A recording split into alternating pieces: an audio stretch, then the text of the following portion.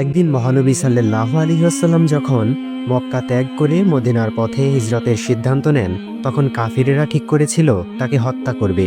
তাদের পরিকল্পনা ছিল রাত্রির গভীরে একযোগে আক্রমণ করে তাকে শেষ করে দেওয়া হবে।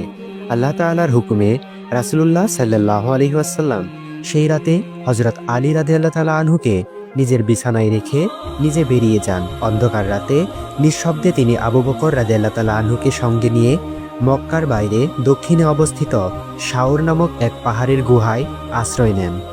রাসূল সাল্লাল্লাহু আলাইহি ওয়াসাল্লাম এবং আবু বকর রাদিয়াল্লাহু তাআলা আনহু গুহার ভেতরে আশ্রয় নিয়েছিলেন ৩ দিন ধরে। মক্কার কাফিরেরা যখন জানতে পারে যে মুহাম্মদ সাল্লাল্লাহু আলাইহি ওয়াসাল্লাম তাদের চোখ এড়িয়ে বহু দূরে চলে গেছেন, তারা চারিদিকে অনুসন্ধান করতে শুরু করে।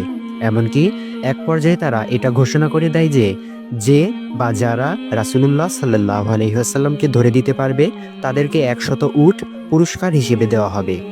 এই লোভে বহু মানুষ ছুটে চলে আসে পাহাড়ের দিকে। কাফিরদের একটি দল সেই গুহার দিকেও পৌঁছে যায়।